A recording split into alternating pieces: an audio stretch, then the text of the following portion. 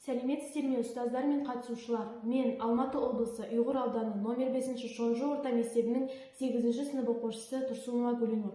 Бүгінгі ұсынып отырған экологиялық жобаның тақырыбы пластик қалдықтарды қайта өңдеу арқылы экологиялық шешім. Жобаның негізгі мақсаты пластик қалдықтарды қайта өңдеу арқылы табиғатты қорғауға және қалдықсыз өмір салтын қалыптастыруға үлес қосу. Жобаның негізгі міндеті пластик қалдықтарды қоршаған ортаға қалыптастыру, пластиктің қоршаған ортаға әсерін анықтау, пластиктің қайта өңдеу жолдарын қарастыру.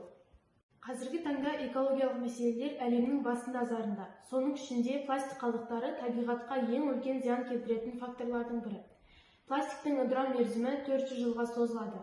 Ал оны дұрыс жою немесе қайта өңдемеу топырақтың, судың, ауаның ластануына әкеледі. Сол себепті қалдықтарды қайта өңдеу мақсатында Шонжы ауылында пластик зауыты ашылды. Пластик зауытының негізгі себептері қоршаған ортаны қорғау, жеміс өнімдерін тиімді жинау және сақтау. Себебі Ұйғыр ауданы өзінің бау-бақшасымен танымал аудандардың бірі болғандықтан, ауданымызда өрік, қара өрік, шабдалы, алма көп өсіріледі. Сол себепті бізде жәшіктерге сұраныс өте көп. Осы жобаны бастамас бұрын, бір жыл бұрын мен оқушылар арасында әлеуметтік сауалнама өткіздім. Сауалнаманың сұрақтары: сіздің ойыңызша тұрмыстық қалдықтар қауіпті болуы мүмкін бе деген сұраққа 72% оқушы «я» деп жауап берді, 28% оқушы «жоқ» деп жауап берді.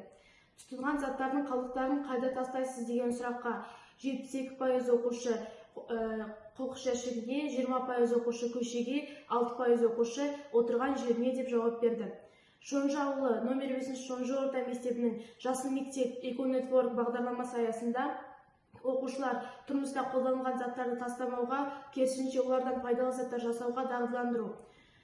Осы мектебімізге арнайы экобокс қондырғылары орнатылды. Ол жерге оқушылар пластик, қағаз қалдықтарын салуларына болады.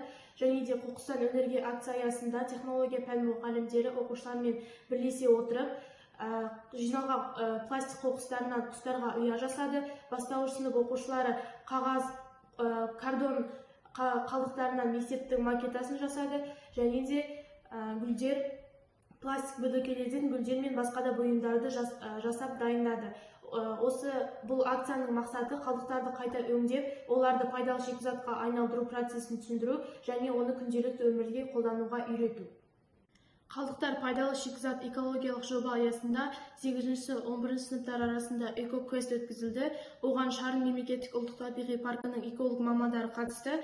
Және де сондай-ақ Таза Қазақстан акция аясында мектебіміздің 8 сынып оқушылары мектептің ауласын тазалауға емес, сондай-ақ